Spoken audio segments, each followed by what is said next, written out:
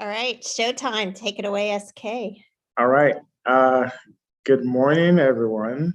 Um, Welcome to Demo Day. Uh, very excited to have everyone here. It's been such a journey. Even more excited for the startups and the progress you've made so far. We're very happy to see your growth in the last couple months. So thank you. Um, as we all know, we have about, I believe, 2.5 hours with each other today to run through demo day. I'm gonna go through the agenda very quickly, but before we get started, startups, you know the drill. Please go ahead and update your company, rename yourself on Zoom and update your company name. For the investors we have on the call, please go ahead and update your firm name as well. So you can just easily rename on Zoom to show your name as well as underscore your company name underscore your name. That way we can find everyone easily. All right, so today's demo day, basically the quick agenda we have is I'll do a quick welcome and then we'll go ahead and introduce the judges. After introducing the judges, we'll have our startups pitch one after the other. There are 8 startups in total. Pitches will be 5 minutes long, and then we'll also save 5 minutes for Q&A from the judges. So approximately 10 minutes for every startup to go through their pitch. After the pitches are completed, we'll move on to a 20-minute break while the judges are regrouping and tallying the scores. We'll come back from break at noon to announce the awards. And then we will have like a short closing ceremony at the end of everything. Also, we'll leave the Zoom chat open a little bit just for those who want to talk to the startups or startups who want to network with each other. We'll leave that opportunity open at the end of the call. So that's the agenda. Let's get started. All right. Before we get started, I would like to go ahead and talk about, for those joining us for the first time, I would like to talk about Launch briefly and what we do here. We are a founder-first startup run by students here at the University of California at Berkeley.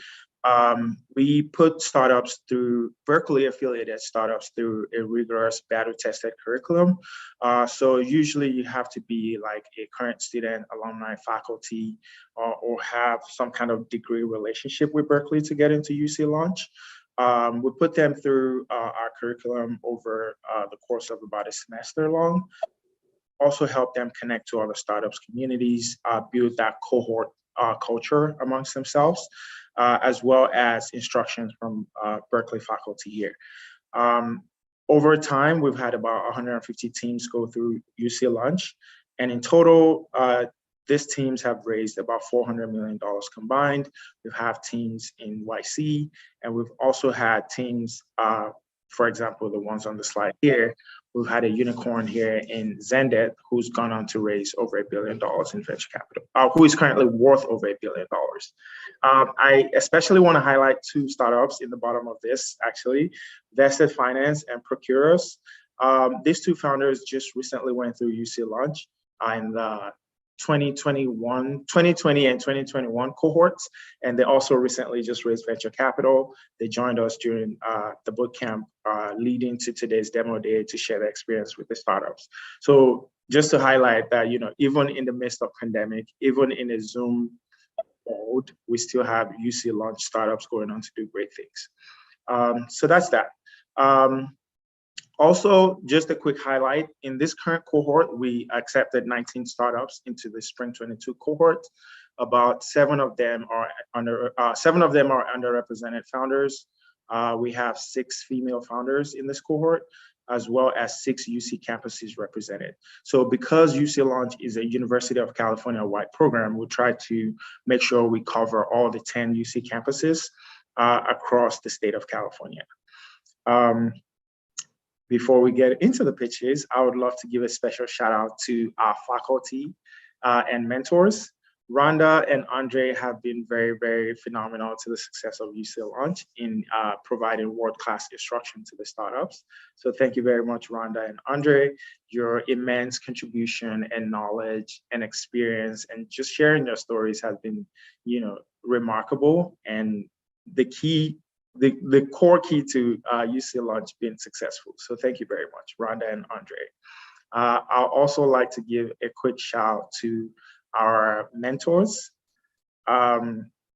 Brandon, Brian, Bruce, Kathy, David, Donald, Josh, John, Katie, Matthew, Matt, Nick, Peter, Philip, Stephen, and Tarak.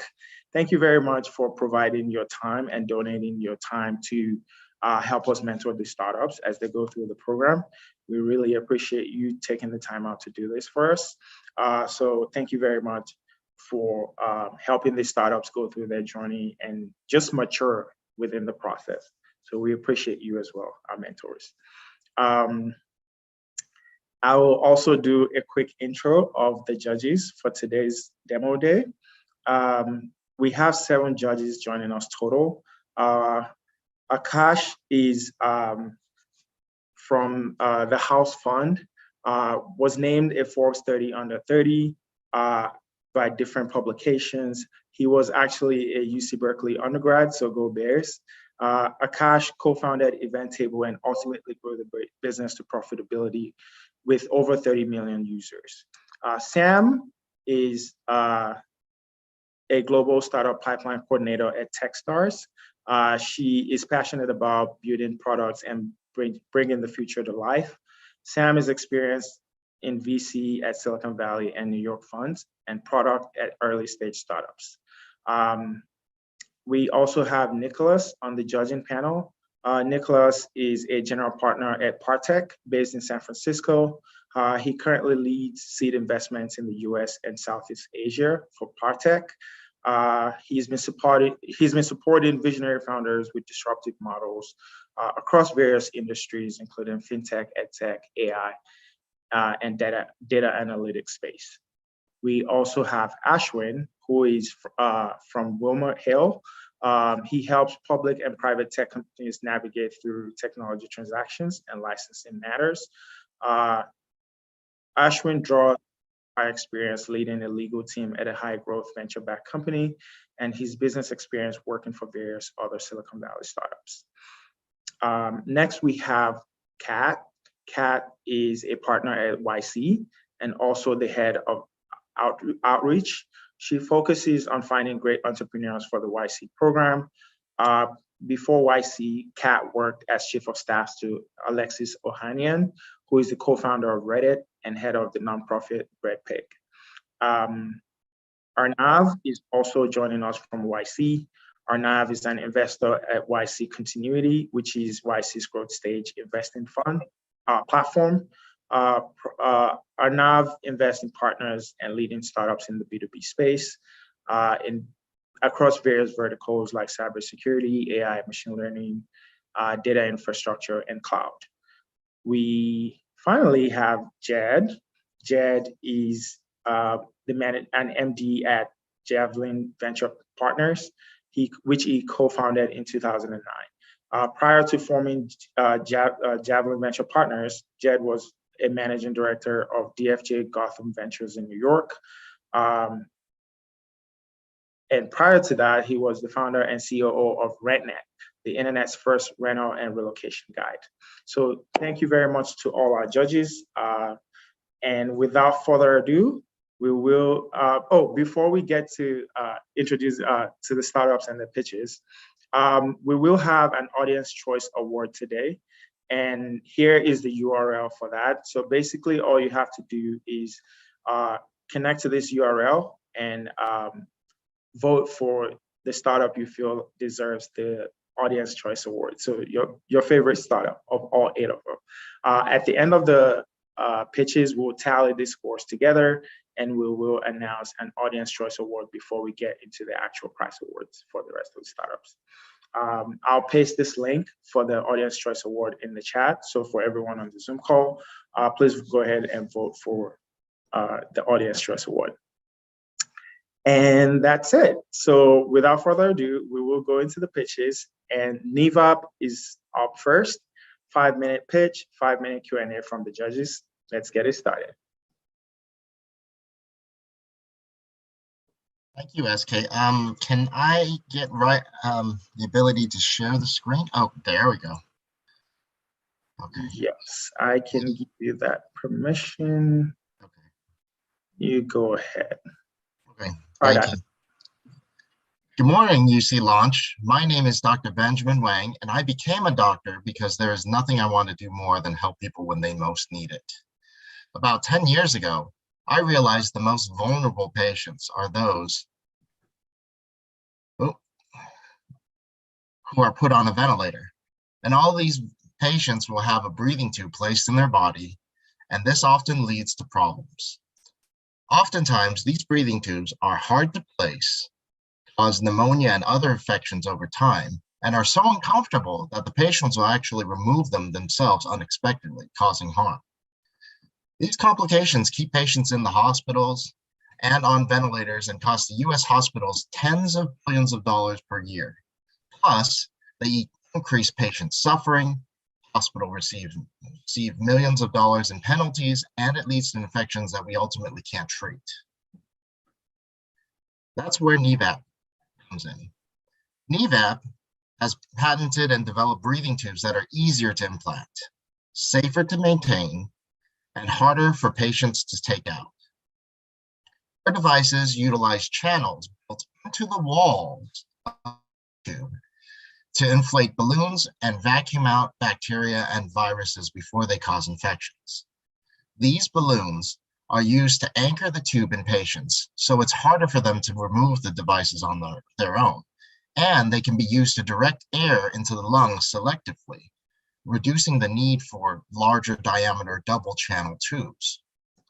However, the truly astonishing part of what we are doing is the impact a better breathing tube can have on millions of patients worldwide.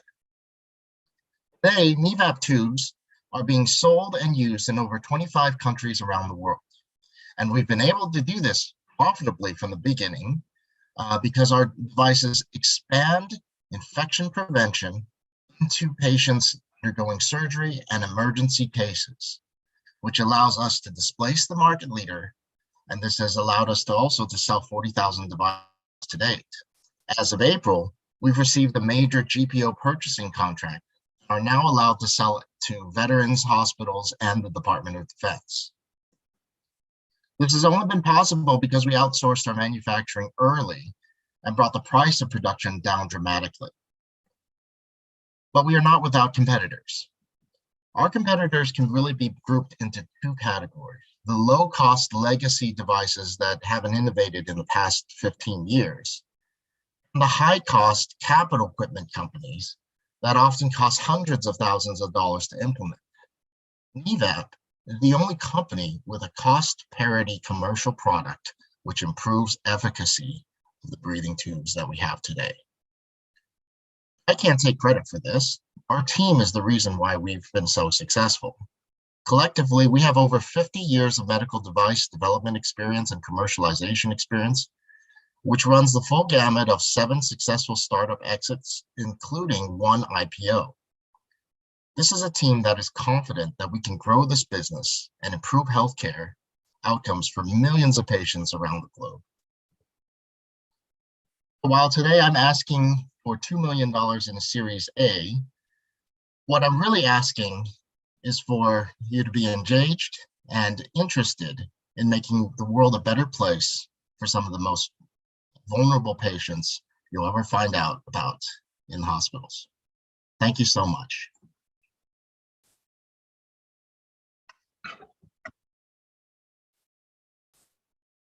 Thanks, Benjamin. Over to our judges. That was great. Thank you. Great job. Your market size slide was a bit confusing. And there was a 3 billion number and a 100 million number. What is the 100 million number? The 100 million number is the current US market, what we spend on these specialty breathing. How could it only be 100 million? It seems like it would be a much bigger number. You just by simple math. So the breathing tubes that are used in the vast majority cases are commodity items. They don't sell for very much. They cause infections, and they're kind of the gold standard that everybody accepts, that we use these, they're cheap, and they're complications we learn to live with. But the truth is, the infections and the complications cost our healthcare system tens of billions of dollars more than what we spend on the tubes. And basically, by providing value to the hospitals, you can expand the amount spent on this category and improve outcomes and save lives and save hospital dollars. I have kind of a related question. Do you have a roadmap beyond this product, or you're a single product company? We actually have 3 products, two of which are already on the market. The third one will come out later this year. But we do have a number of other highly scalable airway management breathing tube related products that we are in the process of bringing to market. And are these all leveraging some core insights or still technology or patent? The use of these inflatable channel balloons is something nobody else has really explored well in this space. We have patents that cover the use of that technology in this space. Got it. Maybe double clicking on that question a little bit. You're looking to raise 2 million. Can you talk a little bit about where you hope that'll get you? So the big market for us is really in the operating room. We want to help support some of the research efforts of using infection control breathing tubes in, say, trauma patients, cardiac patients. And we also believe that in certain cases, our tubes can expand the use of robotic surgery in the operating room, something that no other airway device has been able to do. The rest of the money is basically to support infrastructure, to support our existing sales and marketing, and to expand our reach around the world.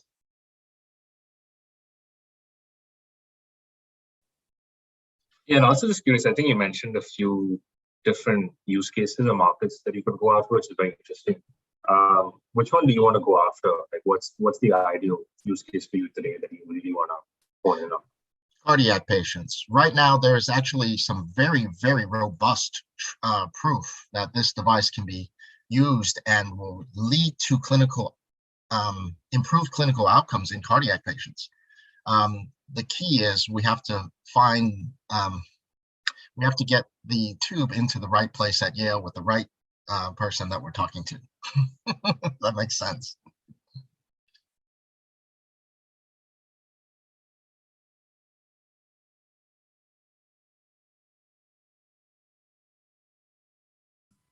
just curious, congrats on being able to sell 40,000 of them already. What was the best channel on selling those? Like, how did you get so many out there already? There are countries in this world that track hospital-related infections very closely. Many of them are in Europe. And through our distribution network, we've been able to tap into their existing relationships and expand adoption of the device. In fact, one of our partners in the UK is helping us with the Scottish National Health Service, and we are approaching them about supplying devices for their service, which covers about 6 million Scots.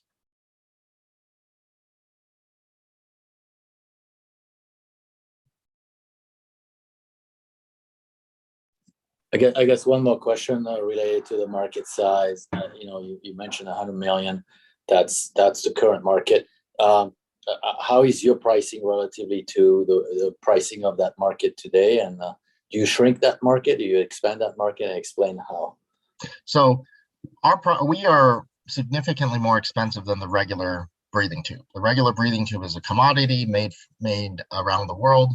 There are these specialty infection control breathing tubes that sell for a lot more. We are price parity with the market leaders for the infection control tubes. Our tubes just have expanded use into the operating room of the emergency department, something that the other ones do not. So we would expand the market dramatically because there are a lot of surgical and emergency room patients that should have an infection prevention device instead of the commodities. It doesn't make a lot of sense for them to catch infections, spend a lot of time in the hospital, and cost the healthcare system a lot of money. All right, that'll do it for Q&A for Nevap. Thank you very much, our judges, and good luck to you, Benjamin. Thank you. Thank you. All right, we will move on to the next startup pitch. All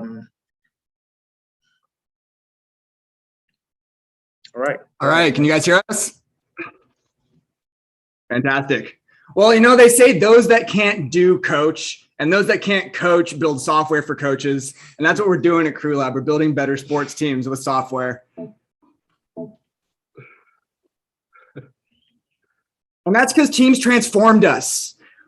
At Crew Lab and around the world, anybody that's ever competed on a sports team knows it's a transformational process, and nobody does it alone. Every successful person on this screen got there with a head coach that pushed them along the way. And that coach is struggling in 2022. They're outnumbered by their athletes. They're overworked and underpaid like all teachers are, and the expectations are higher than ever. 90% of them don't have any training, and when coaches lose, we all lose. We know this because we've lived this. We were united on the UCLA varsity crew team under our head coach, Simon, that gave us a brilliant experience. And that's where our mission comes from. Let's get Simon into every boathouse and onto every playing field by building better teams and supercharging the coach. I want to introduce you to Mara, our customer. She cares about team culture more than anything and giving athletes a formative experience, but can't because athletes get injured, distracted, and burned out. She cares about engaging her athletes, but can't because there's 30 athletes begging for her attention. It's too many. She cares about performance, but can't because there's too many variables and not enough time to track everything. Her best tools are clipboards, stopwatches, and spreadsheets. How can she keep up? That's where we come in. We all know that software doesn't necessarily make things better, but a good user experience does. Here's one arc of that experience on Crew Lab. Mara creates a training plan and shares it with her team. In this case, it's 100-meter intervals on the rowing machine. It's tough. Emily is a freshman on the team, knows exactly what to do, and it's in her pocket. As soon as Emily finishes that workout, boom, Mara engages and reflects. Emily's 18% above her target and put in a great effort. Mara gets to say, congratulations on your effort. We're glad to have you on your team. And here's a little GIF of Snoop Dogg to keep you having fun. This is the power of Crew Lab. We're engaging athletes and in the process optimizing training, creating a virtuous cycle that makes the platform more useful with more use. We're pleased to say that we've already launched. We've been out in the market for a couple of months and we're seeing fit with our first customers. We have about 12 coaches on the platform and they're already feeling the benefits of Crew Lab, more engagement, better morale. Hundreds of athletes are giving us 5-star reviews. And we're hearing the sense of, if I don't post something on Crew Lab, I feel like I'm missing out on part of the experience of being on a team. All of this has really excited some of our partners that we've made in the industry. These are the sorts of companies that have been leading the sport of rowing, particularly for the past 20 years. Rowing's a $100 million opportunity, and it's just the beginning. It's where we're starting because it's our DNA. We're in the market. We know the customers. We have long lists of contacts. It's really exciting when we expand to more sports, to all the professional coaches out there in the US. About a fifth of high school athletes compete in either track or cross country. And then we see ourselves moving into swimming, cycling, triathlon. All of these sports are very similar in dynamics to rowing. And then eventually we'll give some more attention to the ball sports. We can easily imagine a world where we're delivering weekly progress report cards to parents in their inbox for sports like T-ball. Little Johnny playing T-ball is getting better at hitting. Our team is our unfair advantage. We have success at the international level, coaching and competing in rowing.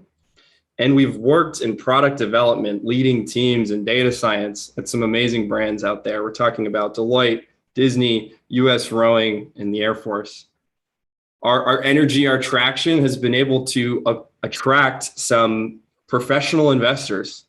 These are the types of people that have started and exited multiple companies and really believe in who we are and in our mission. And that's all of the work of this team has put us at an inflection point in CrewLab. Having launched and iterated on the product a few times, we're ready for scale. We think there's 350 teams out there waiting for our phone call. And we're pleased to announce today that we're bringing someone new onto our team. His name's Bruce Kearns. He's a Silicon Valley heavyweight. He's been selling software for 47 years. And he took a company called SupplyBase from 40 million to 400 million. He's going to be joining our sales team.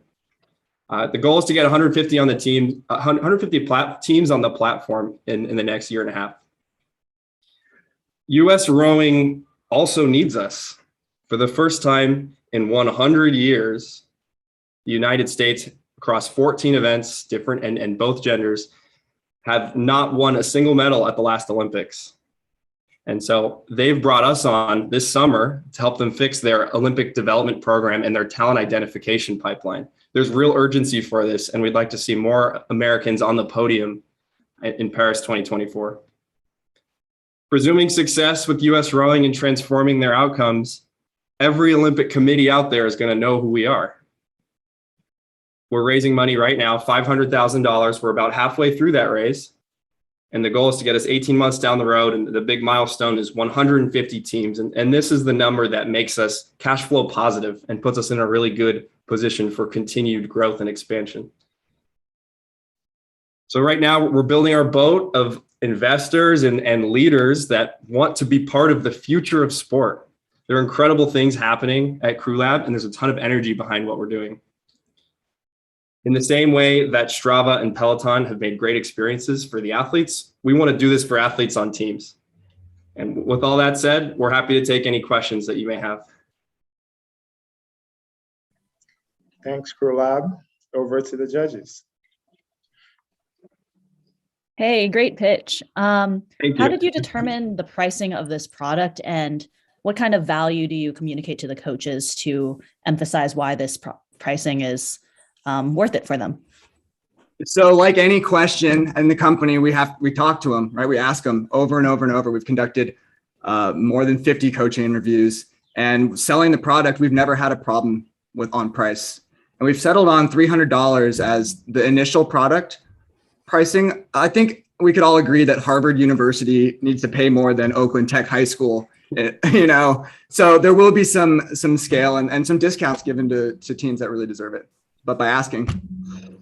And you mentioned outcomes, and we've got a perspective on that. We see coaches wasting a lot of time. We think we can save them 10 hours a week. We think we can help them retain their athletes, which grows the size of their squad, as well as reducing injuries, maximizing performance. That's the value proposition.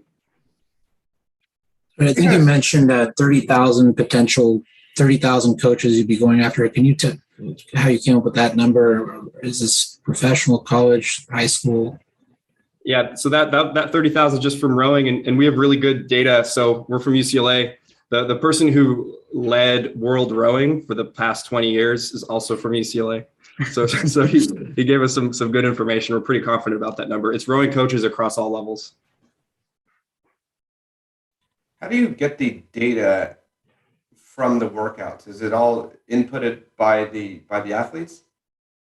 Yep, it's either inputted through a series of forms or automatically pulled through hardware. So you can see in the bottom left corner of this screen, some of the typical hardware you'll see on a rowing team. That bottom one is a GPS unit that's in the boat. So we can connect directly to that device, connect directly to the rowing machines as well via Bluetooth, and then integrations with heart rate watches and that sort of thing. What are teams using today? I imagine that they're not going in dark already. There's already tools that they have. Curious to learn more about that. That's exactly right, Akash. I mean, it's coaches are really good at what they do and really good at trying to hack together a solution. Right now, we're competing with GroupMe and Excel, honestly. I mean, you can see some other names on there, but really what every coach has is some sort of group chat to talk to their team and some sort of Excel spreadsheet to track their team's progress. We really focus on the experience that users get through the Hydros, the Whoops, and the Pelotons as we build, and Strava as well, a big inspiration for us. And we sit right in the middle of that. So we can get coaches off the spreadsheet and into something that's actually delivering more value for them. We know that's a big amount. I mean, Strava, Whoop, Peloton's it's a huge market, and there's nothing for coaches. Can you explain a little bit the sales process? How do you sell? Who do you sell to, and who pays? Absolutely. So you can see here at the top, we're starting with our early access program. It's been very, very manual, right? We call up a coach. We have a personal relationship. We talk to, really understanding more their wants and needs immediately. From there, we're looking to expand down to the whole world, right? You can't do that. You can't call 30,000 coaches. We'd love to, unfortunately, but you can't. So we're moving down into regattas and boathouse visits where you just have a tent and you're getting more inbound that way. Partnerships with those hardware manufacturers we talked about and the governing bodies like US Rowing, as well as word of mouth and virality. And it gets lower and lower touch as we move down.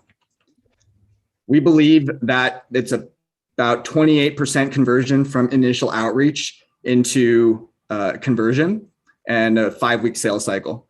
So in order to get to those 100 coaches, we need to do 338 outreaches directly. All right, that'll do it on Q&A for Crew Labs. Thank you very much. Thank you, everybody. And good luck to you guys.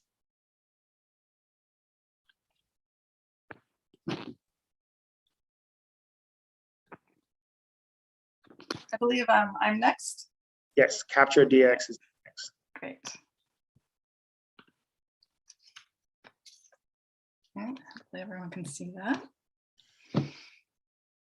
Hi, my name is Jenny Jancy, co-founder and CEO of Capture DX. We are developing an AI-enabled ultrasound exam to aid in the diagnosis of injured children. Each year, 10 million children have to go to the emergency room after an injury, whether it's because they were in a car accident or they fell off their bike. Trauma is a leading killer of kids, and doctors don't want to miss internal bleeding. But how can they be sure? More often than not, they turn to CT scans to get the diagnosis, even though very few need intervention. This is expensive, dangerous, and time-consuming. 4,000 of these children each year will develop cancer directly caused by the ionizing radiation. And from the time the emergency doctor orders the scan to the radiologist's final report can be up to 24 hours. And this is only if you have access to a trauma center. 30 million people in the US don't live within an hour of a trauma center to even get a CT. That's where Capture DX comes in. We will be able to diagnose internal bleeding in children within minutes of arrival and safely without the use of cancer-causing radiation. We are developing AI-enabled software to use with existing ultrasound technology already in every emergency room and soon to be in every doctor's office. Our software will provide real-time assistance for doctors to capture the correct images, detect internal bleeding, and automate the necessary documentation for medical records and billing. There are other diagnostic strategies the doctor can use, but they're not very accurate and just lead to the eventual CT scan. However, Capture DX technology will approach the gold standard of CT. We've been working closely with leaders in the field to make this a reality. We currently have an algorithm that accurately identifies the correct ultrasound views. Our next development step is to create our machine learning algorithm to detect internal bleeding, which is seen here between the liver and the kidney. The launch prize money would help us achieve this goal, along with the $25,000 prize we just received from the FDA-funded Pediatric Device Consortium. But beyond accurate diagnosis, we found through our customer discovery work that point-of-care ultrasound exams are routinely underbilled or not billed for at all. This is often due to the complicated documentation process that takes a backseat to real patient care. Capture DX can increase reimbursement by achieving 3 steps. It will ensure a complete exam, ensure correct interpretation, and automate the documentation and billing process. Within the US, if only 30% of trauma patients received an ultrasound, this generates $1 billion in revenue for pediatric exams and almost $5 billion when we expand beyond our beachhead market into the adult population. There are a handful of companies developing AI algorithms for ultrasounds, but all are focusing on cardiology. Other companies are selling or developing documentation and workflow solutions, but standard practice is not streamlined and is time consuming. CaptureDX's product integrates all point-of-care ultrasound workflows into one easy to use and efficient solution. CaptureDX stands to be a $1.5 billion US market as point-of-care ultrasound, or POCUS, is expanding into all doctors' offices. Our SAM is based on current power users of ultrasound looking for improved workflow. However, we will start by targeting trauma centers with our initial feature of the AI-guided trauma exam. AI is poised to make a transformative impact on the ultrasound market, making it as accessible as a stethoscope and creating experts out of untrained practitioners. Using CaptureDX technology adds value throughout the healthcare system, and the time is now for integrating the solution into standard practice. Let's decrease cancer and the costs associated to treat it, let alone the lives lost. Let's reduce the use of CTs and give a faster and more accurate diagnosis. We will bring hospitals increased revenue for the ultrasounds they already have. And finally, let's give access to the same expert level care to those who don't live near a trauma center. Thank you again for allowing us to share CaptureDX as we seek to quickly and accurately diagnose injured children. Our UCSF-born innovation started with the unmet clinical need identified by Dr. Kornblith and Newton Addo's AI data science experience as the foundation for our solution. We'd also like to thank those organizations that have given advice, support, facilities, and funding for the progress we've made so far. Thank you. So where are you in the product development process on this at this stage? Have you begun development of this model? And if so, I'd be curious to hear if you've obtained enough data, training data to build these models. I know that can be very difficult. Yeah, so we have built what we call the view classifier. It's able to accurately categorize and find the correct views for the trauma exam. That's an accuracy of 98%. So that algorithm has been built, but current development steps would be to build the algorithm to detect bleeding. And with that, it takes about 300 different studies. We'll have a panel of expert doctors that will annotate our data for us. So it's a retrospective using real world data that we have at UCSF. Okay, so you're licensing data from UCSF for this. Currently, yes. Tell me again why you're so focused on children at the beginning, and why not just go for the whole market from the beginning? Sure. So the ultrasound exam is routinely used in adults right now. However, it's really used to kind of rule in bleeding. So if you use the exam on an adult and you see bleeding, they can go directly to go to surgery, to the operating room. However, if it gives a negative, they often get sent to CT anyway, just to kind of make sure and check. And really, we want to negate that. But the real need right now is in children, because all these children are sent to CTs, and a child getting a CT is much more dangerous. So because of the probability that they can get cancer. If you're an adult, you're 50 years old or so, the chances of you getting cancer from that CT scan is very slim. So we're really going after this need for children to have a different diagnostic strategy. Yeah, I have a couple of questions. One is just practical. Is like, where does your software sit, and how does it get deployed? And the other one is, you mentioned the $1 billion opportunity for reimbursement that's being missed right now. What share of that is for you? Sure. Well, where we sit is that we would integrate into the ultrasound hardware.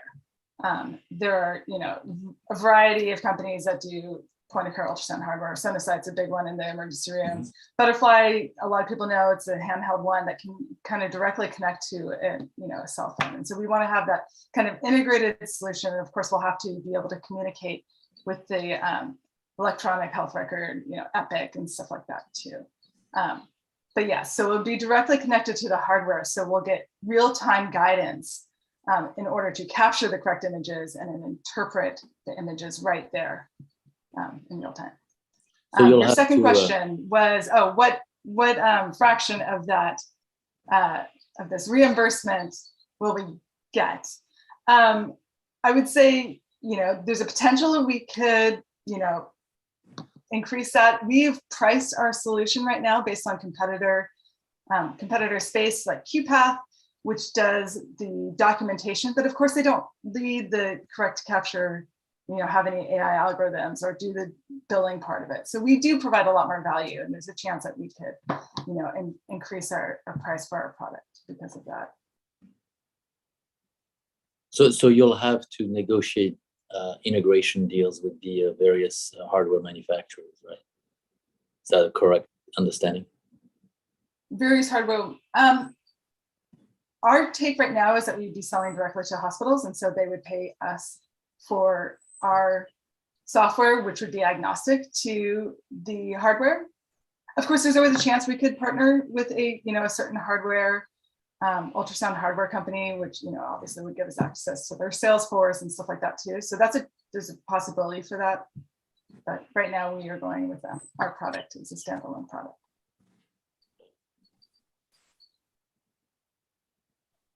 You mentioned you're starting you'll be starting with trauma centers. Have you talked to them about pricing at all? Yes, well, a little bit, just because we know what they pay for QPath, which is a very standard software solution. So it's a tricky situation too, that you don't want to tell them that you like, oh, we can help you do this exam because the doctors feel already confident. But we want to be able to say that we're going to be able to make this easier for you and faster for you. And everyone's like, please sign me up. Like, if I don't have to document, and they don't. I mean, lots of physicians will say, I don't document most of my studies. It just takes too long, and I'm really concerned about this patient. So. All right, that'll do it on Q&A for Capture DX. Thank you very much for the pitch. Great, thank you. Thank you. We will move on to our next pitch. Voltap is up next.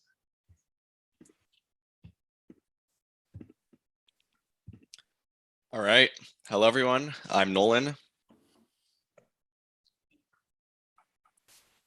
I'm Giacomo. Yeah. I'm We're joined by, today we're going to show you guys how Voltap lets business unit managers create no-code apps 10 times faster than before. So I'll give you guys a little example. So this is Jim, and Jim is in charge of the supply chain unit of a space company. And so his mission is to ensure that assembly isn't slowed down for an upcoming launch. And this is a very large logistical problem. And so to address this, to monitor the roads for the rocket assembly, he needs an app to kind of monitor the roads at all times and make sure this can happen. And so, but there's bad news. The IT department tells him that all the engineers, all the software engineers and developers are currently busy with kind of the larger software needs of the company. And the hiring new ones simply would take too long to produce the app, and he doesn't have time for that. And so Jim finds a solution in the form of no-code. And so no-code is a revolutionary new way to visually create apps completely on the cloud and without any coding. So Jim is excited to move forward with his app using no-code, but again, it gets shattered by the IT department. And this is because the app and the data has to be privacy compliant by staying on the company's private secure server. And so most of the existing no-code solutions out there are built on top of their own servers and databases, and simply they cannot integrate into the environment of larger companies like this Jim Space company.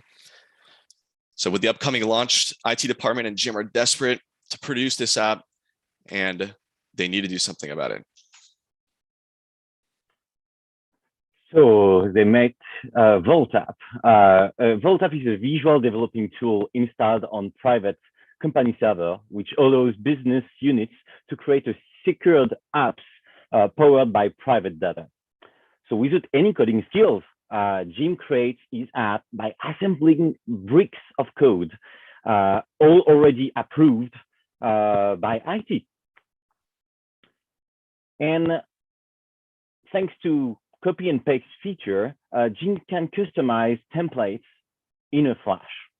And with collaborative workspace, Jim gets immediate feedback from his team. Jim is happy. He saves the day and the rocket is launched. He made his app in only 2 weeks. And thanks to reusable code, next time it would be 2 days. So at Voltap, we're based on a SaaS B2B business model. And we make a lot of savings for companies because one app costs an average of $150K and takes 6 months to produce manually. With Voltap, corporation can produce unlimited apps from every kind, starting at $100K per year. So we started developing Voltap 6 months ago with our savings, and we presented the first prototype at the CES Annual Tech Convention of this January. We then joined the Accelerator program, and we've run through more than 200 customer interviews, and we officially launched Voltap this April, and we sold it to already 3 corporations, and we already have 15 more corporations who want to join us.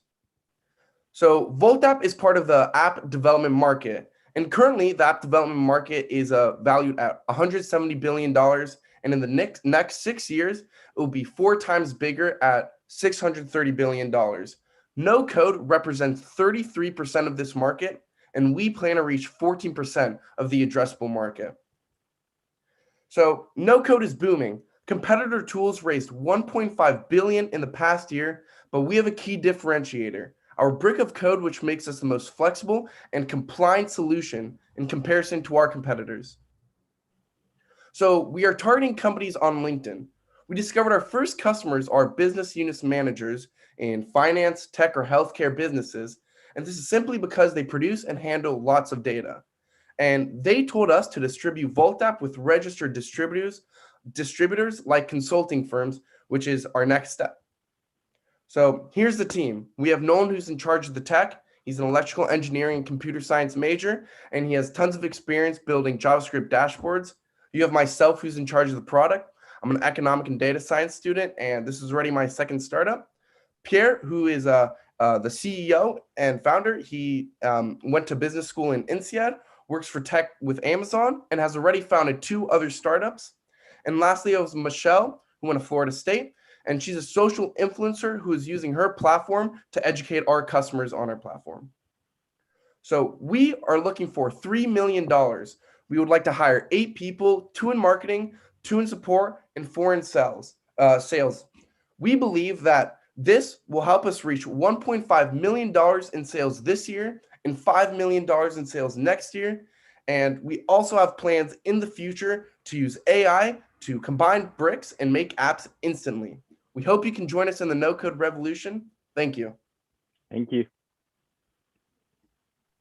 Thank you very much. From Voltap, over to our judges. Can you elaborate a little bit on the competitive differentiation? I didn't quite understand it. It has something to do with compliance. Obviously, there's a lot of no-code companies out there, and there's more being made every day. So tell me, like, really how you guys are going to stand out. Yeah, for sure. So basically, competitors, they are more targeting startups or SMBs because they let all their customers create the app and the database on their own server because it's a one integrated solution.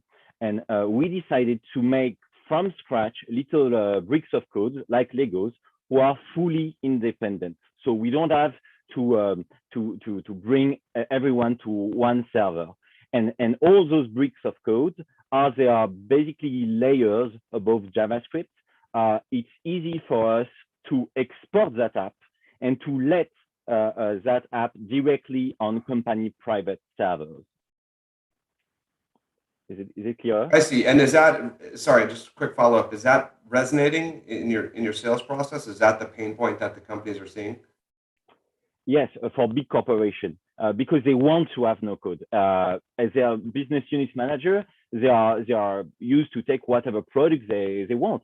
But the fact is they don't like to have shadow IT in that way.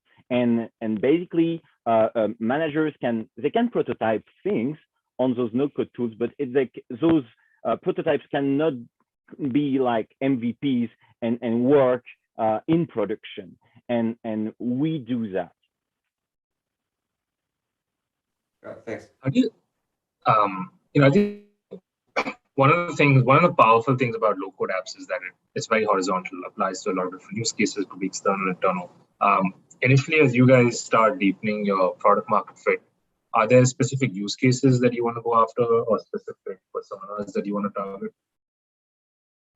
Yeah, we've seen a lot of requests for basically dashboards and also CRM combined with wine key application from the market.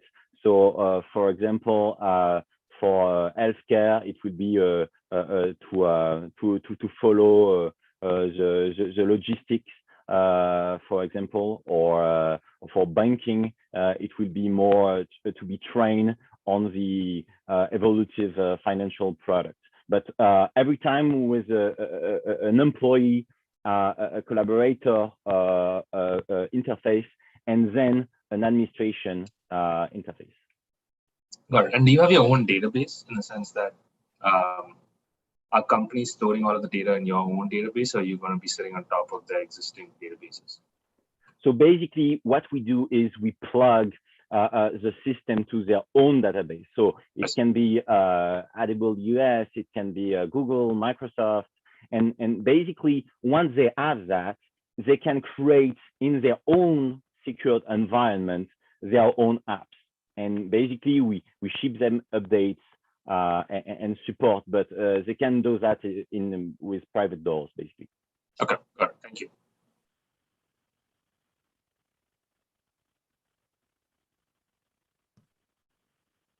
All right, thank you very much, Team Voltap. We will move on to our next pitch, which is going to be Team Cycle. Take it away. All right, sounds good. Hopefully everyone can hear me, and then I'll get started. Yes, Hi. we can hear you. All right, wonderful. Hi, we're Cycle, and we're centralizing delivery tasks for gig workers. This all started back in my junior year of high school when I was working freelance writing a bit of code for pocket money. I was essentially approached by a surprising number of gig workers who were all looking for the same exact solution. Where and how can I find more convenient work? And it turns out that gig work is fragmented across these delivery platforms like DoorDash. Real quick, sorry, we can't see your screen. Can you see the screen? Or do you need permission to do that? I can, yeah, I thought it says some screen sharing. I can try resharing maybe. Let's see, wait. Pierre, can you stop sharing? Tim Voltap? Okay.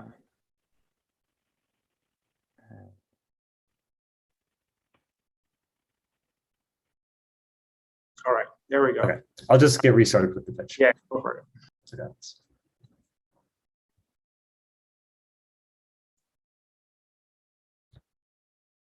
Hi, we're Cycle, and we're centralizing delivery tasks for gig workers. This all started back in my junior year of high school when I was working freelance writing a bit of code for pocket money. And I was approached by a surprising number of gig workers who were all looking for the same exact solution. Where and how can I find more convenient work? And it turns out that gig work right now is fragmented between these delivery platforms like Uber Eats, DoorDash, Instacart, and Grubhub. And so, of course, finding, comparing, and accepting all of these jobs all within a matter of, say, 10 to 15 seconds before they disappear, that's a complete nightmare. And that's exactly why those workers and why gig workers today waste 2 to 4 hours unpaid every single day just searching for work. And that's in an 8-hour work shift. It also turns out that the delivery platforms which hire these workers are struggling to stay afloat as well. They're currently bleeding money trying to get low-paying and odd-hour jobs accepted, and their current solutions are falling short by a pretty large margin. Let's talk about them real quick. The primary one is called in-house job bundling. And this is where a platform like DoorDash will take two jobs that start and end in similar locations. Say they both pick up food from the same local In-N-Out restaurant and then deliver it to two different households, but those two households are on the same street. By combining these two jobs together, they reduce delivery costs by almost 50%, which is a brilliant idea. But unfortunately, the number of jobs you can bundle together are pretty low. And so, of course, the vast majority of the time, these platforms just rely on subsidizing the worker's pay out of the platform's pocket just to get the job accepted.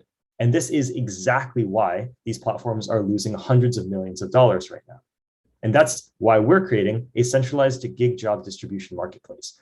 For workers, we're displaying jobs from all of these gig platforms on one screen and then automating the process of searching for and accepting a job based on their preferences, like how far they want to drive and restaurants and stores that they're comfortable and efficient working at. And we know this is the place to build. So far, since release, our pilot product has made over $400K in revenue. We created an automated job search application for the Instacart grocery delivery service. And with a single post on Reddit for promotion, we made $308K in revenue last year and $114K last quarter this year, charging gig workers $49 a week to increase their incomes by 30%. This got us into UC launch. It also got us an offer from the Berkeley Skydeck Accelerator. Let's just delve into exactly why centralizing is such a powerful idea here. Remember that bundling idea I mentioned before? It's a great idea. It's just difficult to do consistently. But with a centralized platform like Cycle, the number of jobs we can bundle has now increased by 6, 7, even 8-fold, purely based on the number of partnerships we have with these platforms. And bottom line, we can optimize where workers are spending their time because these platforms have different levels of demand throughout the day. And the ask to the platforms for partnerships is incredibly simple. Let us advertise your jobs and we will get them accepted for 10% cheaper. And the responses from these platforms have been overwhelmingly positive. We've talked to DoorDash, Lyft, Shipt, and a few others, and they've not only all expressed that they're interested in working with us, but they've also validated the fact that we're trying to tackle one of the largest problems right now that they're facing. And so, of course, the gig economy is the place to invest right now. There's 91 million gig workers across the US and the EU combined. We're just targeting 1.6 million of them, which are the full-time workers in the US. And these numbers are growing 3 times faster than the standard labor force in America. So if you want to invest in workers, this is where you should put your money. And we have a very good shot at hitting instant virality. We're actually currently harnessing grassroots growth on these internet communities on Reddit and Facebook. The 400K in revenue I mentioned came from a single Reddit post that was then spread by word of mouth because the gig workers that are in these little communities on Reddit and Facebook love to share how and where they're finding convenient work that pays well. And bottom line, we can access an audience of over 3 million just through influencer deals on YouTube and TikTok combined. So these channels of growth and one similar lead us to a business model that can generate roughly $1.3 billion in annual revenue by 2027. This is where we continue to charge gig workers $49 a week to increase their income by 30%. And mind you, this is with just a 1/3 of our target market. And so our team right now is just a small team of 2. We're actually both Berkeley freshmen studying computer science, which makes us the youngest team in UC launch. We're planning on graduating by 2023, which is a little pushed up, but admittedly, that date might not exist based on how well this is going. We're both full stack developers. I specialize in developing the gig platform integrations, and Oliver has a lot of experience with app development and UI design. So we're looking for just a bit of help with establishing these business partnerships with larger gig platforms. We know they're interested and we have their attention, but just a bit of experience here and a few connections would go a very long way. Thank you. Thank you very much, Team Cycle. We will turn it over to the judges. Well, I can't wait to see what you do when you're sophomores. Thank you. We're working away. The $49, so you're charging the workers and they have to obviously believe they're going to make more than $49 back because of the bundling ability now. Have you thought about creating instead a transactional vehicle where you're making them a lot more than $49, it sounds like on average. So why not do some type of revenue share where you get a piece of the upside and there's a lot lower risk for them so that everybody can join and it only works if they make more money, you know what I mean? Yeah, you're 100% right. In fact, that was the initial thinking I had. And I think long-term, there's I guess 2 main paths we're planning on taking, which is definitely charge more of a percentage of the amount they're earning rather than just a flat fee. Our current way of getting around this kind of risk that the workers have to take on by using Cycle is just by providing them with a 2-day free trial. So they use this for 2 days. They see that it works. They make 30% more in these next 2 days. And then that amount that they're making more, in fact, roughly in like 2 days, they'll make enough even purely just to afford a license key for the week. And so in their perspective, it's a no-brainer. But yes, you can make more money. Percentage I mean, you could make more than 49 on the ones that it works better, and less that it doesn't. 100%. But on average, you're going to make more than 49. Exactly. I think the main barrier to that right now is just we'll need a direct integration with these gig platforms to tap into the income that's being sent to the workers. But that is definitely a problem. And it's good for the companies too. Sorry, just real quick. It's good for the companies too, right? So do you think ultimately they would contribute to this or pay part of that $49 because it exactly helps? Yeah. So right now, of course, just to get these partnerships on the table, it's easier to go to these companies and just say like, hey, we'll do this for free, right? Don't worry about it. But absolutely, I think after we have some shorter contract that will terminate, then we can start to renegotiate where companies are paying for this, because on the company's end, as I mentioned in the pitch, right, we provide a lot of value to them. And so I think actually that might be where we make the most money.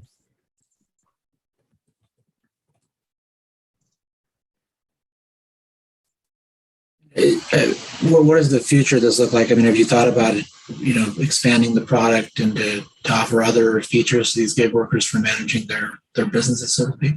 Yeah, absolutely. So this is, I think, just the start of it. There's a lot of actual platforms out there like Gridwise and a few others that help with income tracking and optimizing income and keeping track for taxes and whatnot. And those are all great features, but they tend to be kind of side features that people don't join a platform specifically to use. So in the long term, we're definitely looking to provide services for taxes, for even earlier paychecks and whatnot. These are all things that we can partner with platforms for as well. So we're definitely looking into those in the future.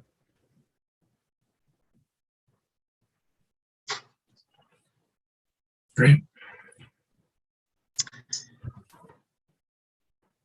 All right. In the event that we have no more questions, we will move on to the next page. Thank you very much, Team Cycle. Thank you, guys.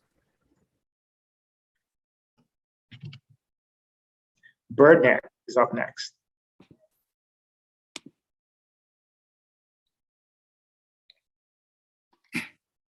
Right. Good morning, everyone. My name is Joe Beto. I'm the co-founder of Burnet. At Burnet, we're essentially consolidating your local as well as your cross-border bank accounts into one app, into one payment card. This problem actually came to my attention when my mom, who lives in the US, wanted to consolidate her local accounts in Nigeria and her accounts here in the US. We found it very difficult, managing those accounts across the world. And one of the things we also discovered was that, it costs a lot of money moving money from one account to the other. Now, this problem wasn't just peculiar to my mom. Upon interviewing over 100, customers, we realized that over 80% of customers have multiple bank accounts as well as multiple cards.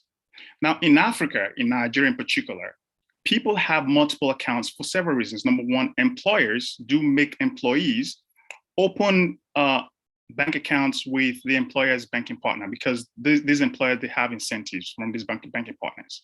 The same thing with merchants. Merchants also have incentives to have consumers pay for goods and services from accounts that these customers open with the merchant's banking partner. So this has actually resulted in a fragmentation of payments.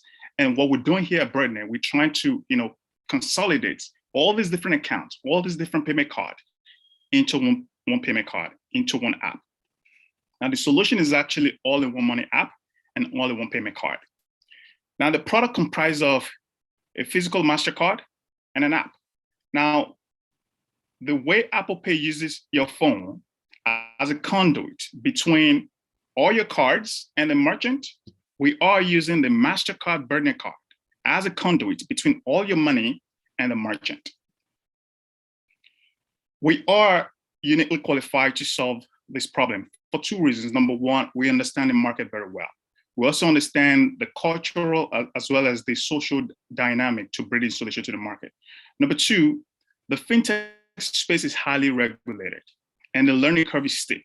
In order to shorten the learning curve, we've actually put together a very talented and technical team to be able to solve this problem. I spent over 7 years as a technical analyst on Wall Street. Charles spent over 5 years working within compliance and regulations for one of the largest bank in Africa. Mario has spent over 5 years building banking applications for one of the largest banks in Africa. Jessica spent the last 5 years, working for one of the largest telecommunication company in Africa. So we have the technical, the financial, as well as the strategic skill set to be able to bring this solution to the market. We're targeting the continent of Africa, starting with Nigeria, and we plan to scale to other countries in Africa. The current TAM right now, it's $4 billion in Nigeria alone, and it's growing. Why now? Now, there's an emerging trend going on in Africa right now. There's a proliferation of fintech startups and fintech companies all over Africa. Now, not only are consumers trying to deal with managing multiple accounts, multiple debit cards from traditional banks, now they have to deal with managing multiple accounts from these fintech companies, as well as debit cards from these fintech companies. So this is the perfect time for a service like Burnet to exist, to essentially aggregate all these different payment sources, all these different payment cards into one interface, into one payment card, the Burnet card.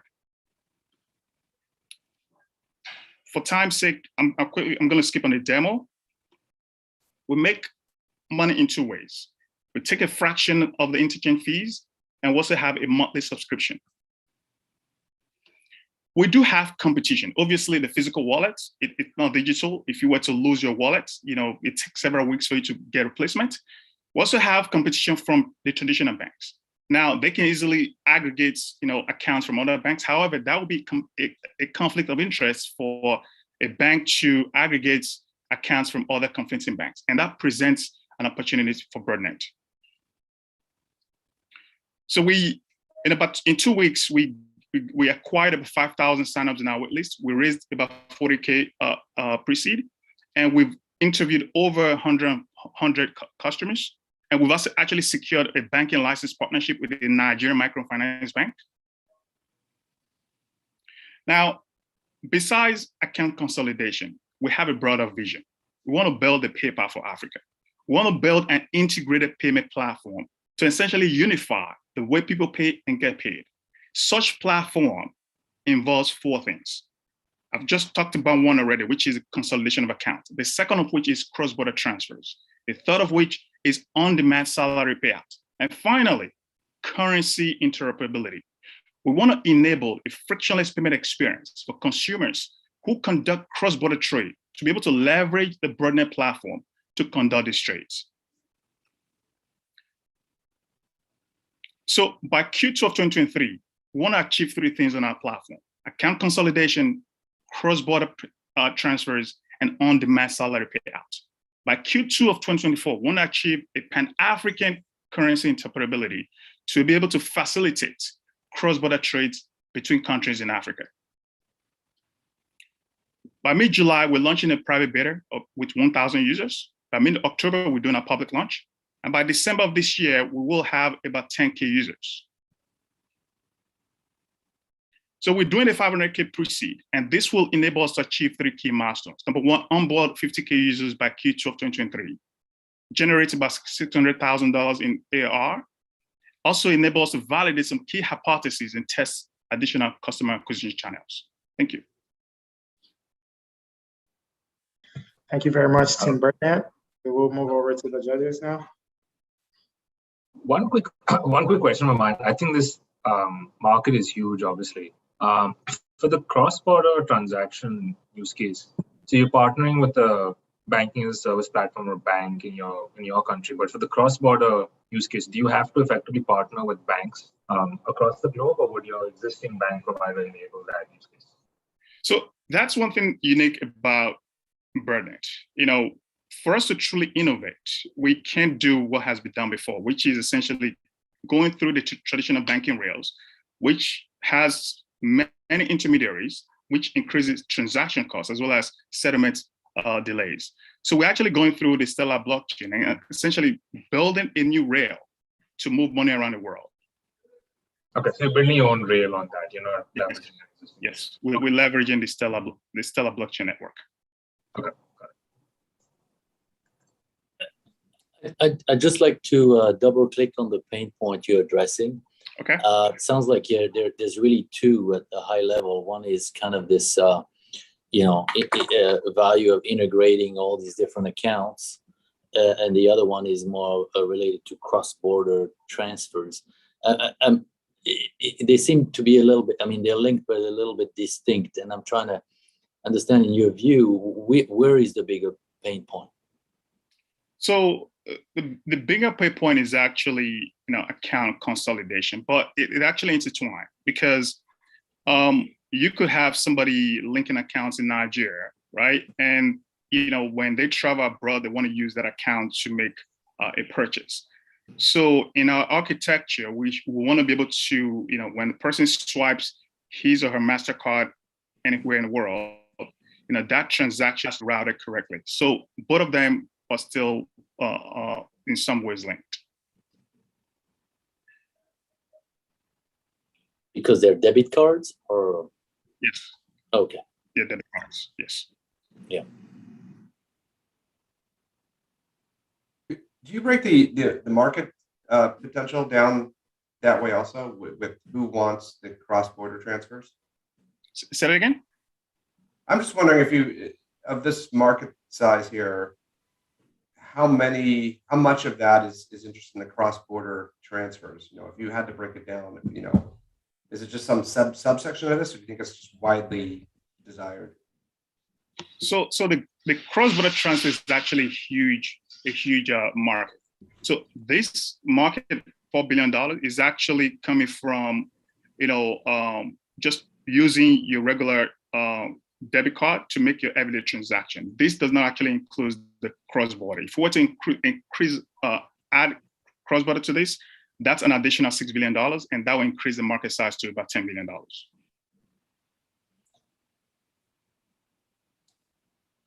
How many partnerships do you actually need to practically seal in order to build all these integrations with all these different wallets and cards and accounts and so on? Is that a big challenge, or is there a simple way to go about that? So about 3-4 years ago, this would have become a very big challenge. However, there is something going on right now in Africa, in which many central banks are doing what they call open banking. So open banking actually is a policy that makes traditional banks to open up their infrastructure to allow different startups to be able to connect to the endpoints of those infrastructure. So that has actually happened in Nigeria already, and many other countries are following suit. And that's going to enable us to be able to connect to these banks in Africa, and essentially combine all the different accounts together. And one other partnership that we also need is actually the Stellar Blockchain Network. We actually partner with them because we're going to use their API to be able to build these rails across the world. And finally, we just secured a banking license partnership with a Nigerian microfinance bank. So that's essentially going to give us the umbrella to be able to do a lot of the activities that we want to do. Thanks.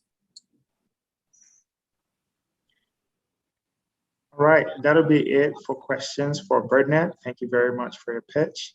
Thank you.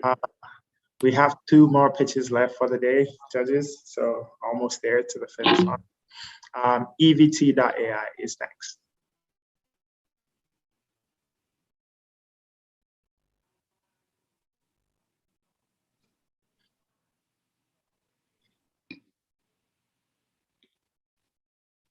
Monal, you're on mute. Thank you. Hi, my name is Munal Pramar. I'm founder and CEO of EVT. We make online learning accessible, efficient, and engaging through automated video editing and content curation using artificial intelligence. It's a pain to go through long form video recordings. Here's a sample of a UC Launch bootcamp recording that's 3 hours long. It's a lot of valuable information in the content, but it's a pain to go through these hour-long recordings. They're not engaging, they're not efficient to go through, and they're not accessible. And there's a huge gap in the $250 billion online learning market. So on one end of the spectrum, you have highly curated content that's low volume, such as courses you'd find on Coursera that cost over $100,000 to make and can take many months to make. And because of all this effort, the vast majority of content is not curated. So on the other end of the spectrum, you have Zoom recordings that are just posted online raw, and there's over 150 million hours of Zoom calls per day. So that's important meetings, webinars, training that people don't get information from because it's a pain to go through all these recorded content. So we're addressing this through automated video editing, and our product is EVT Bloom. And in short, we make your Zoom bloom. We analyze the video that you upload, and we intelligently split it into shorter video segments by the topic, and we generate a video PDF. And so with this video PDF, you can just read through the content. And if reading isn't sufficient, you can hit play and start the presentation at that point in time. It automatically generates a table of contents, searchable speech transcript, speaker summaries, and quiz questions. Here's a close-up of the table of contents on the right. And so you can very quickly jump into that minute-long topic instead of getting lost in this hours of content. We automatically generate speaker summaries so you can quickly scan through discussions, and we automatically generate multiple choice quiz questions. And we're the only service that's automatically generating all this content. And we have 2 patents that are pending around our curation services. We have a tiered SaaS model. So our base tier is $1,500 for 25 hours of content curation. That breaks down to be $60 per hour video that we bloom. And at volume discount, that goes down to $33 per hour video that we bloom. We have 3,200 users across our current customers, and we mainly have university departments as customers, including UC San Diego's math department, physics, and electrical engineering departments. We also have a professional sales training group, Sandler Sales Training. We recently closed UC Davis, University of Arizona Global Campus, and Ohlone College. So we started out in higher education, but right now we're exploring other customer segments. We have an evaluation going on with Oracle for internal training, and that's going really well. We have NASWA, who's exploring using us for workforce development, and we have a pilot with the fast-growing unicorn for their user conference. We've been endorsed by Pradeep Khosla, Chancellor of UC San Diego, who stated that we improved the accessibility and student satisfaction for their distance learning. As I mentioned, we're the only service that automatically curates all this content.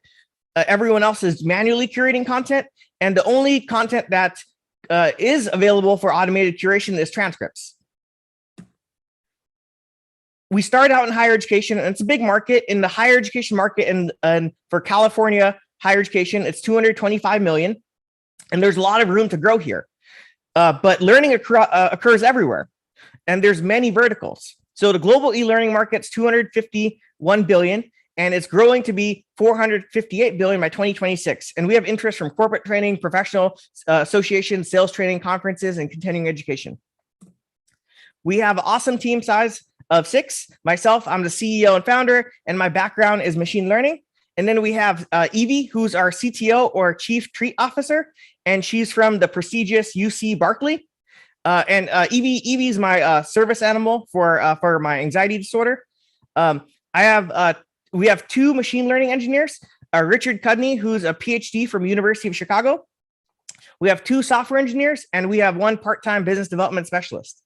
We have amazing advisors, including Hem Suri, who's a VC, professors, and an ed tech entrepreneur. We currently have $58,000 in annual recurring revenue, and our goal is to grow the revenue to the $500,000 by the end of this year. We're raising $500,000, and we'll use 30% of the funds to bring on a salesperson, bring on a marketing person, and then we'll use half the funds towards continued product integrations in order to streamline into our customers' workflows. We're EVT, and we use AI to make online learning accessible, efficient, engaging. And what's this? Oh, I think Evie wants to say something. Oh, vote EVT for the Audience Choice Award. And there's a URL. So please go to it and vote for us. Thank you. Thank you so much, Manal. Yeah. From EVT. We'll pass it over to the judges.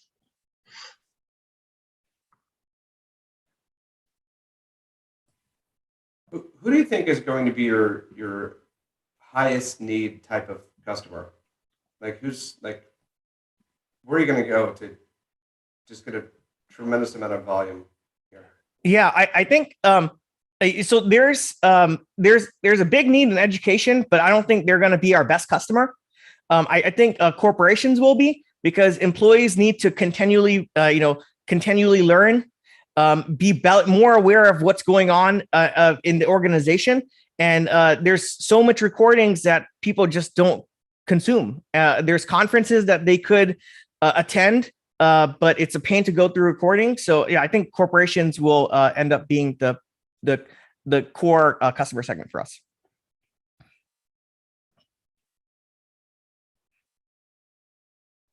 Have you tested that hypothesis already with corporations? And just to challenge you a little bit on that, I'd love your view, is that there's a lot of content already that's already curated and shortened for e-learning, for corporate e-learning.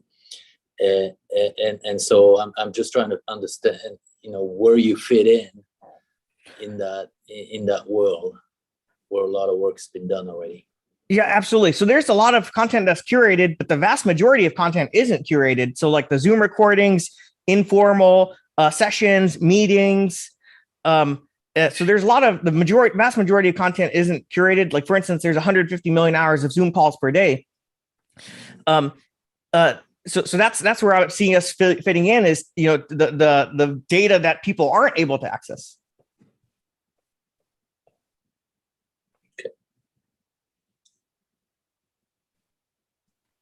Is there any type of, are you going to try and do partnerships with groups like Zoom or YouTube or anybody else, or are you going to kind of come on top of them? Yes, absolutely. So that's something that it's one of the things that we're currently planning. We're trying to pursue. We have had a public e-learning company reach out to us about a partnership, one of the leading e-learning companies in the world. And so that's something that we are very interested in doing, is if people are already uploading videos to a platform, we want to work on a back end where our AI curates the content. So that's definitely something we're very interested in doing.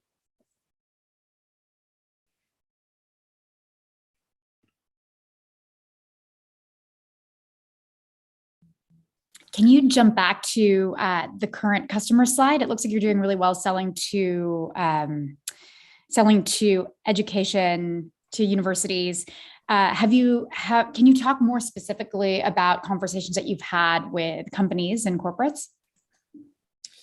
Sure. So the corporation exploration is definitely a new for us. Oracle is actually the first company that we're doing evaluation with, and the evaluation is going well. We do have a customer Sandler sales training, so that would be our kind of non-academic group, and they do professional sales training. They basically companies hire them, or individuals go to them to continue gaining their competency in sales. What is Oracle looking for example, to move forward with you? Yeah, so they have recordings. They have all these Zoom recordings, and they want to disseminate that information within internal teams. And they manually were planning on chopping up these videos, but they saw our technology and they saw the immediate need or the use case where it's like, oh, we have all these recordings. We're going to manually chop it up. We're going to use your service to do it and provide it for internal training. Thank you.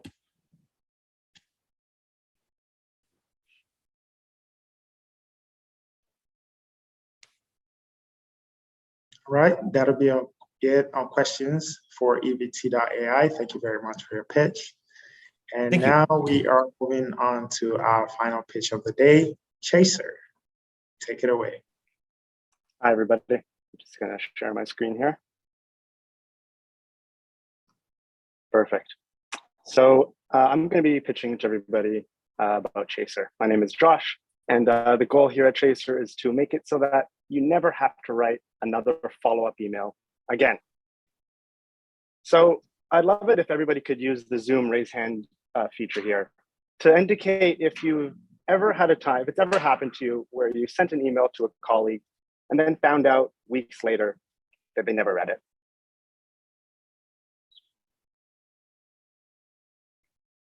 Appreciate you guys indulging me here. Looks like it's quite a few people, and I'm sure this is an experience that we can all relate to. Now, the problem is sometimes people forget. Sometimes they're actually ignoring you. But in any case, now you're left with the responsibility of needing to follow up with them. Now, there's a big gap in the market because there's solutions to problems very similar to this. There's DocuSign for when you need to have some legally binding contract with another party, usually a customer. There's Salesforce for when you need to automatically follow up with a prospect to try to close that deal. There's Trello for when you have an ongoing working relationship with somebody that you work with in your day job. And this is for when you're constantly going back and forth with somebody or assigning each other tasks, and you both need to keep tabs on how things are looking. But what about for when you want to assign a task to somebody who you don't work with all that frequently, where you don't have a Trello board with them? This is something that we all deal with constantly, including Daniel. Now, Daniel's a project manager, and he's also a customer of Chasers. He just finished making a new project roadmap, and he has 10 stakeholders that he needs to send this out to.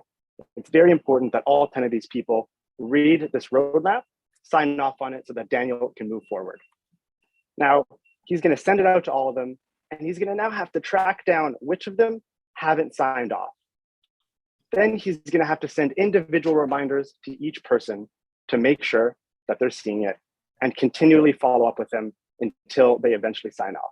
And now this is a problem I'm sure a lot of us can relate to. It might not be a project roadmap, but it could be one of many things. And when you have tons of projects on the go, it can be a nightmare to keep track of all the people you need to do one thing or another. And for a lot of us, we're actually stuck setting reminders for ourselves to remind other people to read the things we send them and to do the projects we're asking them to do, be them small or large. Chaser makes this easy. When you send your task, document, email, whatever it is, through Chaser, they're going to get a little button to click when they're done reading it.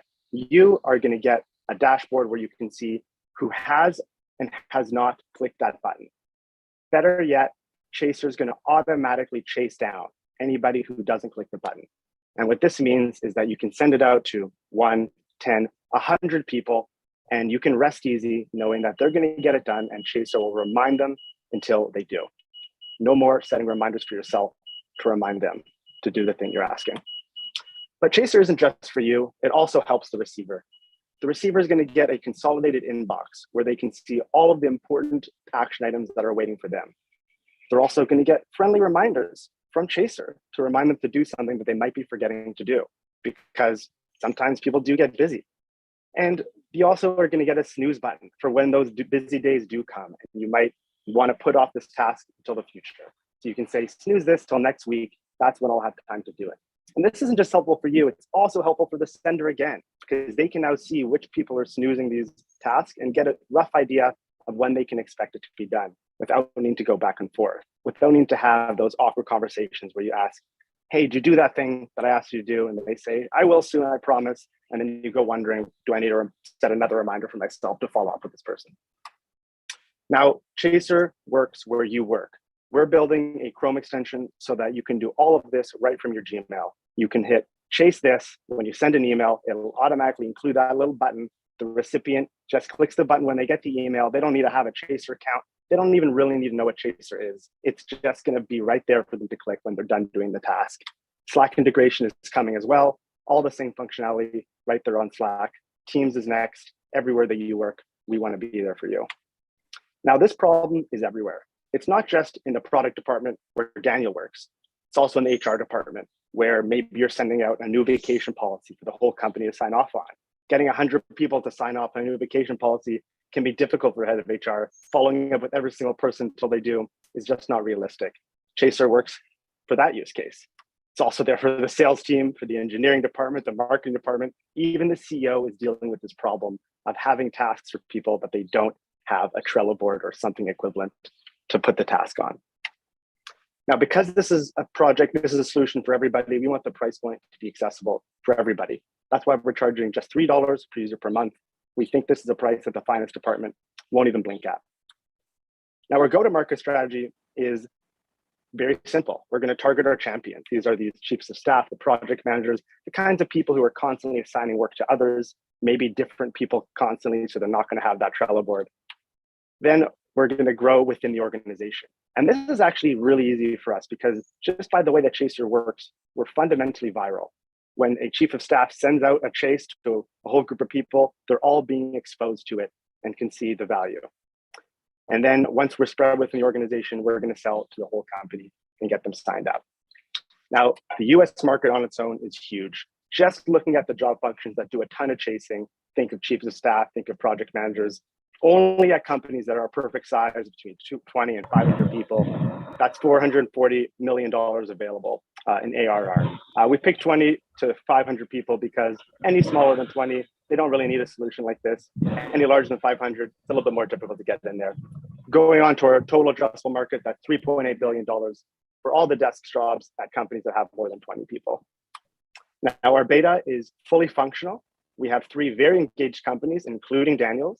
They're very happy to see that Chaser's already making their workplace communications go a lot more smoothly. Our Chrome and Slack integrations are in development as well. We have a great team. Our CTO is Elias. He's the head of engineering for a company with 60 engineers. I'm our CEO. I'm an MBA candidate at UC Berkeley. And Shenglong is our dedicated product advisor. He's got product experience at Uber and at Microsoft. And Elias and I are both going in full-time this summer. He's quitting his job. I'm foregoing getting an internship, and we're excited to put Chaser as our main focus. So far, we've raised $100,000 from a VC in Palo Alto. We want to raise 300 this round. That's going to be enough to bring our 2 part-time developers to full-time, add on an enterprise salesperson and a marketing budget. Elias and I aren't taking a salary, so that's why we're able to make that money go so far. That's it, guys. Thank you for listening, and I'm excited to take your questions.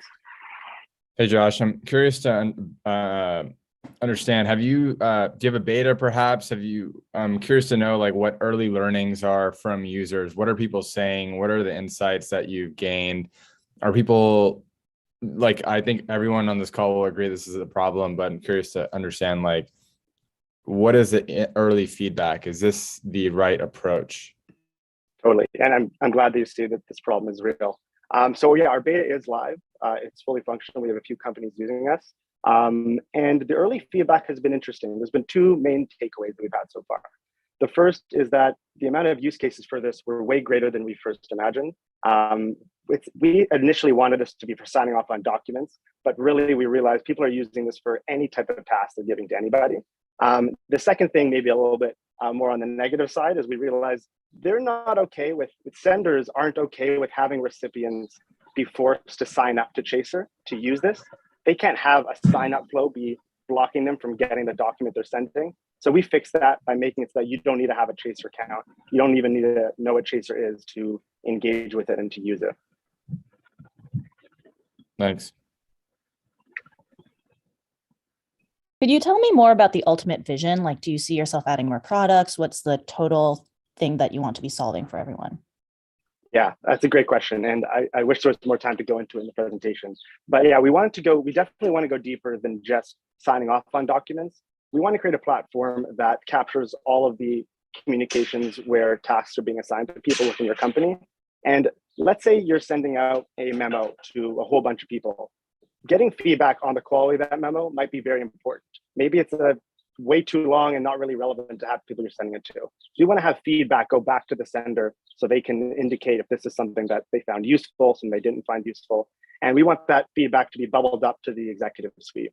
Further, we want to track engagement of employees at these companies. If one person is taking 3 weeks to respond to any task that's being assigned to them, that's actually a bad sign that would be good to highlight for the CEO. And so that's the kind of thing that we're going to use to upsell these types of enterprise features once we've kind of gotten our way into the company and captured a good amount of the communications. We'll take one more question for Chaser from the judges. The platforms you're integrating with, are they potentially competitors for you? How hard would it be for Teams or Slack to integrate these kinds of features into their product?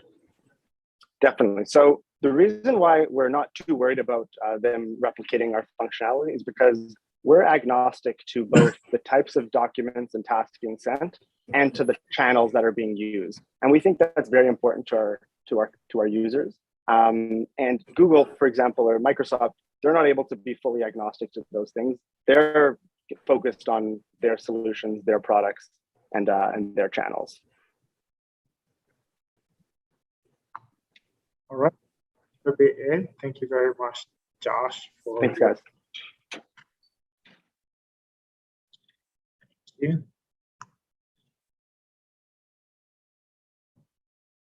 We have come to the end of our startup pitches. Thank you very much to everyone for the judges, the startups. We appreciate your time. We will now go on a short break. So please come back right on the hour for the award announcements. And in the meantime, the judges will go back and regroup. We'll aggregate the scores, and we will come back with the award ceremony. So thank you, and we will see you shortly.